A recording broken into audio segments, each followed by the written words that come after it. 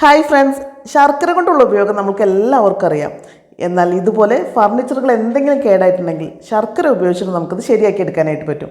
അതുകൂടാതെ ശർക്കര ഉപയോഗിച്ചിട്ട് നല്ല ഇൻട്രസ്റ്റിംഗ് ആയിട്ടുള്ള എന്നാൽ യൂസ്ഫുൾ ആയിട്ടുള്ള ഒരുപാട് ടിപ്സുകൾ ചേർത്ത് വെച്ചിട്ടുള്ള ഒരു വീഡിയോ ആണ് കേട്ടോ. അപ്പോൾ ഇന്നത്തെ എൻ്റെ ഒരു പുതിയൊരു വീഡിയോയിലേക്ക് എല്ലാ കൂട്ടുകാർക്കും സ്വാഗതം. ശർക്കര വാങ്ങുന്ന സമയത്ത് ഇതുപോലത്തെ ഉണ്ട ശർക്കരയാണെന്നുണ്ടെങ്കിൽ ഇതിപ്പോൾ നമുക്ക് അച്ഛൻ്റെ ചെറിയ ചെറിയ ശർക്കരയാണെന്നുണ്ടെങ്കിൽ നമുക്ക് സൂക്ഷിക്കാനായിട്ട് എളുപ്പമാണ്. പക്ഷേ ഇതുപോലത്തെ ഉണ്ട ശർക്കര ആണ് നമുക്ക് കിട്ടുന്നതെന്നുണ്ടെങ്കിൽ ഇതിപ്പോൾ ഓരോന്നും 250 ഗ്രാം തൂക്കം വരുന്നതാണ്. അപ്പോൾ അത്രത്തോളം ചില സമയത്ത് നമുക്ക് ആവശ്യം വരില്ല. അപ്പോൾ നമുക്കിതൊന്ന് പൊട്ടിച്ചിട്ട് നമുക്ക് സൂക്ഷിക്കാം. ഇതുപോലെ പൊട്ടിച്ച പീസാണ് നമുക്ക് കിട്ടുന്നതെന്നുണ്ടെങ്കിൽ ഓക്കെ, നമുക്ക് ഈസി ആയിട്ടത് ചെറിയ ചെറിയ പീസുകളാക്കി മാറ്റാനായിട്ട് പറ്റും. എന്നാൽ ഇതുപോലത്തെ വലിയ ഉണ്ട ശർക്കരയാണെന്നുണ്ടെങ്കിൽ നമുക്ക് അത് പൊട്ടിച്ചിട്ട് തന്നെ എടുത്ത് വെക്കണം. അല്ലെങ്കിൽ പൂപ്പൽ വരാനും അതേപോലെ തന്നെ അല്ലെങ്കിൽ എന്നത് അലിഞ്ഞു പോകാനൊക്കെ ചാൻസ് കൂടുതലാണ്. അപ്പോൾ നമുക്കത് ആദ്യം ഒന്ന് സിമ്പിളായിട്ട് എങ്ങനെ പൊട്ടിച്ചെടുക്കുന്നത് നോക്കാം. ഇതുപോലെ ഒരു പ്ലാസ്റ്റിക് കവറിനകത്ത് വെച്ചതിന് ശേഷം നമുക്ക് ഒരു തുണി എടുത്തിട്ട് ഈ കവറിനെ ഒന്ന് പൊതിഞ്ഞെടുക്കാം.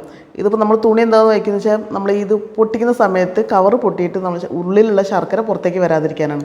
എന്നിട്ടൊരു ചപ്പാത്തിക്കോല് വെച്ചിട്ട് ഇതുപോലെ ഒന്ന് തട്ടി കൊടുക്കുന്ന സമയത്ത് തന്നെ ശർക്കരയൊക്കെ പൊട്ടിയിട്ടുണ്ടാവും. ചെറുതും വലുതായിട്ടുള്ള ഒരുപാട് പീസുകൾ ഉണ്ടാവും.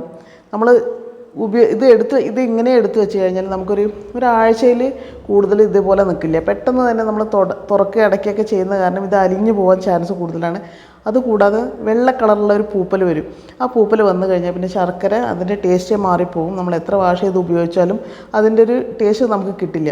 അപ്പോൾ നമുക്കിത് ഒരു വർഷത്തിൽ കൂടുതൽ ശർക്കര പുതിയതുപോലെ ഇരിക്കാനായിട്ട് കുറച്ച് ടിഷ്യൂ പേപ്പറാണ് കേട്ടോ ആവശ്യമായിട്ടുള്ളത്. ടിഷ്യൂ പേപ്പർ എടുത്തിട്ട് നമുക്ക് ഇതിലെ ഓരോ ശർക്കരയും ഒന്നിങ്ങനെ ഇതേപോലെ പൊതിഞ്ഞെടുക്കാം. പൊടിഞ്ഞു പോയിട്ടുള്ള ശർക്കരയും ഇതുപോലെ തന്നെ ടിഷ്യൂ പേപ്പറിൽ വെച്ച് പൊതിഞ്ഞിട്ട് സൂക്ഷിക്കുകയാണെന്നുണ്ടെങ്കിൽ ഒരുപാട് കാലം ഫ്രഷ് ആയിട്ട് തന്നെ ഇരിക്കും കേട്ടോ. ശർക്കര ഉപയോഗിച്ചുള്ള അടുത്ത ടിപ്സ് നോക്കാം. നമ്മൾ ഇതുപോലെ പച്ചമുളകെല്ലാം അരിഞ്ഞു കഴിഞ്ഞാൽ നമ്മുടെ കൈയെല്ലാം നല്ലതുപോലെ ഒരു എരിവുണ്ടാവും, ഒരു പുകച്ചിലുണ്ടാവും. ആ പുകച്ചിൽ മാറാനായിട്ടൊരു സിമ്പിളായിട്ടുള്ളൊരു ട്രിക്കാണ് കേട്ടോ. നമുക്ക് കുറച്ച് ശർക്കരയാണ് കേട്ടോ വേണ്ടത്. കുറച്ചൊരു ശർക്കരേൻ്റെ പൊടി എടുത്തിട്ടുണ്ട്. എന്നിട്ട് 2 ടേബിൾ സ്പൂണോ അല്ലെങ്കിൽ 1 ടേബിൾ സ്പൂണോ വെള്ളം ഒഴിച്ച് കൊടുത്തിട്ട് ഒന്ന് മിക്സ് ചെയ്തെടുക്കുക. ഇല്ലയെന്നുണ്ടെങ്കിൽ നമ്മൾ സ്പൂൺ വെച്ചിട്ട് തന്നെ മിക്സ് ചെയ്യണമെന്നില്ല. നിങ്ങൾ മസാല പുരട്ടിയിട്ടുള്ള അല്ലെങ്കിൽ മുളകായിട്ടുള്ള കൈ വെച്ചിട്ട് തന്നെ നന്നായിട്ടൊന്ന് ഇത് മിക്സ് ചെയ്ത് കൊടുക്കുക. നമ്മളതിൽ മുക്കി വെക്കണമെന്നില്ല. നമ്മൾ ഈ ശർക്കരയും വെള്ളം കൂടി ഒന്ന് ആ കൈ വെച്ചിട്ട് തന്നെ ഇതുപോലെ ഒന്ന് ഇങ്ങനെ ചെയ്ത് കൊടുക്കുന്ന സമയത്ത് നമ്മൾ എരിവുണ്ടാവില്ല. കയ്യിൽ നമ്മൾ മസാലകൾ സ്പൈസി ആയിട്ടുള്ള മസാലകൾ മിക്സ് ചെയ്യുന്ന സമയത്ത് അല്ലെങ്കിൽ പച്ചമുളകോ എങ്ങനെയെങ്കിലും തരത്തിൽ നമ്മുടെ കയ്യിൽ മുളകായിട്ടുള്ളതുണ്ടെങ്കിൽ പെട്ടെന്ന് തന്നെ നമ്മളത് ഈ വെള്ളത്തിലൊന്ന് മിക്സ് ചെയ്യുന്ന സമയത്ത് തന്നെ നമ്മുടെ കയ്യിൽ നിന്ന് എരിവെല്ലാം പോയിട്ടുണ്ടാവും കേട്ടോ. അപ്പോൾ ഇതെന്തായാലും ഒന്ന് ട്രൈ ചെയ്ത് നോക്കാം. നിങ്ങൾക്ക് ഈ ടിപ്സ് ഇഷ്ടമായിട്ടുണ്ടെങ്കിൽ ഒന്ന് ലൈക്ക് ചെയ്യാനായിട്ട് മറന്നു പോകരുതേ. അടുത്ത ടിപ്സ് നോക്കാം. നമ്മൾ നെയ്യെല്ലാം സൂക്ഷിക്കുന്ന സമയത്ത് ഈ നെയ്യ് ഉപയോഗിച്ച് തീരുന്നത് വരെ അതിൻ്റെ ടേസ്റ്റിലോ അതിൻ്റെ സ്മെല്ലിലോ ഒരു തരത്തിലുള്ള മാറ്റം വരാതിരിക്കാനായിട്ട് ചെയ്യാൻ പറ്റുന്ന നല്ലൊരു ടിപ്സാണ് കേട്ടോ. ചെറിയൊരു പീസ് ശർക്കരയാണ് കേട്ടോ. അത് ഞാൻ ഇതിലേക്ക് ഇട്ട് കൊടുക്കുകയാണ്. നമ്മൾ ഈ ശർക്കര ഇട്ട് കഴിഞ്ഞാൽ ഈ നെയ്യും അതിൻ്റെ ഗുണവും അതേപോലെ തന്നെ മണവും എന്നും ഒരേപോലെ തന്നെ നിലനിർത്തും. അപ്പോൾ ഇതെന്തായാലും ഒന്ന് ട്രൈ ചെയ്ത് നോക്കുക. നിങ്ങൾക്ക് യൂസ്ഫുൾ ആണെന്ന് വിചാരിക്കുന്നു. അടുത്ത ടിപ്സ് നോക്കാം. നമ്മൾ കുഞ്ഞുങ്ങൾക്ക് എപ്പോഴും നല്ലൊരു ഹെൽത്തി ഫുഡായിട്ട് നമ്മൾ നേന്ത്രപ്പഴം വേവിച്ചത് കൊടുക്കാറുണ്ട്. അത് ചില സമയത്ത് തന്നെ ചിലപ്പോൾ നന്നായിട്ട് പഴുത്തിട്ടുണ്ടാവില്ല, അല്ലെങ്കിൽ പഴുത്തത് തന്നെ ഒരു പുളിപ്പ് ടേസ്റ്റും ഉണ്ടാവും. അങ്ങനെയുള്ള പഴങ്ങൾ നിങ്ങൾ വേവിക്കുന്ന സമയത്ത് കഴുകിയെടുത്തതിന് ശേഷം ഇതുപോലെ വേവാൻ ആവശ്യമായിട്ടുള്ള വെള്ളം വെച്ചിട്ട് ഇതേപോലെ മുറിച്ച് വയ്ക്കാം. പഴം ഇതുപോലെ മുറിച്ചതിന് ശേഷം നമുക്ക് കുറച്ച് ശർക്കര നമ്മൾ ആദ്യം പൊടിച്ചിട്ടോ അല്ലെങ്കിൽ ഇങ്ങനെ കട്ടയിട്ടോ ഇട്ട് കൊടുക്കട്ടോ. അതൊക്കെ നമ്മുടെ ഇഷ്ടം. നമ്മൾ വെള്ളത്തിലിട്ടുന്ന കാരണം പെട്ടെന്ന് തന്നെ അത് അലിയും. അപ്പോൾ ഞാൻ കുറച്ച് ശർക്കര ചേർത്തിട്ടുണ്ട്. എന്നിട്ട് ഇത് നമുക്ക് വേവിക്കാനായിട്ട് വയ്ക്കാം. ഈ ശർക്കര മധുരത്തിൽ കിടന്ന് വേവുന്ന ഈ പഴത്തിന് നല്ലൊരു ടേസ്റ്റും ഉണ്ടാവും, നല്ല സോഫ്റ്റായിട്ടും ഉണ്ടാവും കേട്ടോ. അപ്പോൾ കുട്ടികൾക്കൊക്കെ എത്ര മധുരം ഇല്ലാത്ത പഴവും നല്ല സിമ്പിളായിട്ട് അല്ലെങ്കിൽ നല്ല ടേസ്റ്റോടുകൂടി കഴിക്കാം. അപ്പോൾ ഇതെന്തായാലും നിങ്ങൾ കുട്ടികൾക്ക് ചെയ്ത് കൊടുത്ത് നോക്കാം. തീർച്ചയായിട്ടും അവർക്ക് ഇഷ്ടപ്പെടും. അടുത്ത ടിപ്സ് എന്താ നോക്കാം.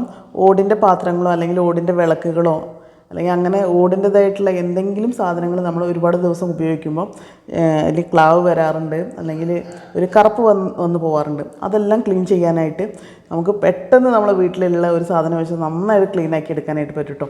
അപ്പോൾ ഞാൻ ഈ വിളക്കിലുള്ള കംപ്ലീറ്റ് മഞ്ഞളും കുങ്കുമൊക്കെ എണ്ണയും അതൊക്കെ ഒന്ന് തുടച്ച് നീക്കിയിട്ടുണ്ട്.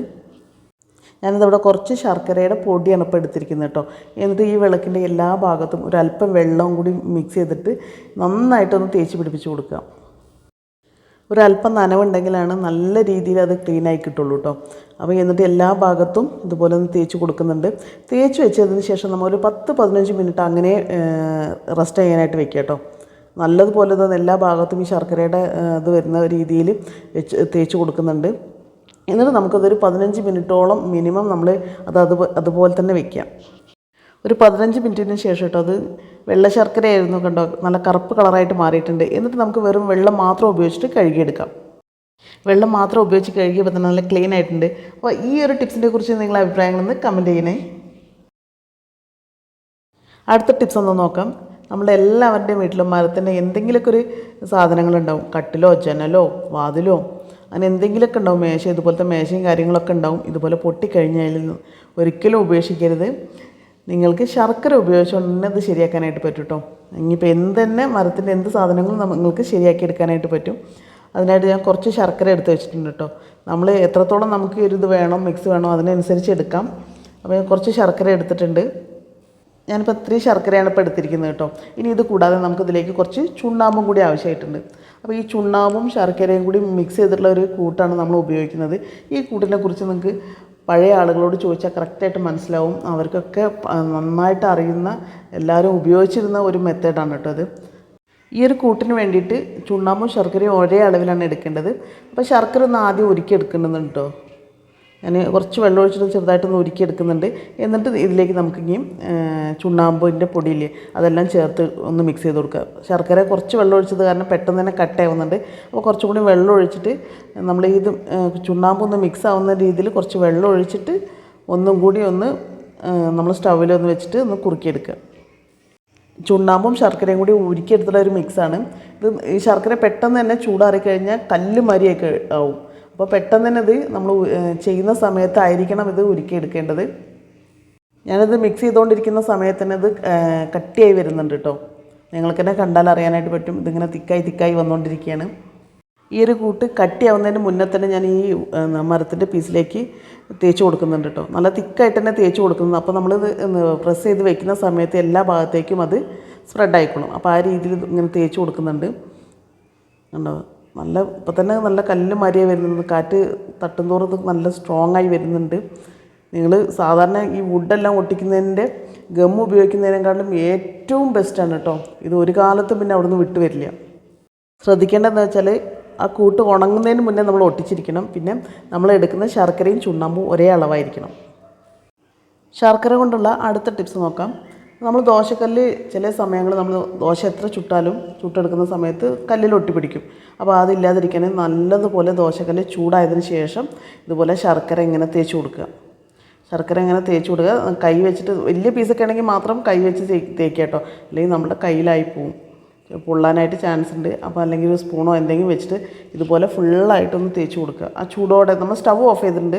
പക്ഷേ നമ്മൾ ആദ്യം സ്റ്റവ് നല്ലതുപോലെ കത്തിച്ച് നല്ലതുപോലെ കല്ല് ചൂടാക്കിയതാണ്. എന്നിട്ട് ദോശക്കല്ല് നല്ലതുപോലെ ചൂടാറിയതിന് ശേഷം കഴുകിയിട്ട് വീണ്ടും ഉപയോഗിക്കാം. ദോശ ഒട്ടും തന്നെ പിടിക്കില്ല. അപ്പോൾ ഇന്നത്തെ വീഡിയോ ഇത്രയേ ഉള്ളൂ. മറ്റൊരു നല്ലൊരു വീഡിയോയുമായിട്ട് നമുക്ക് വീണ്ടും കാണാം.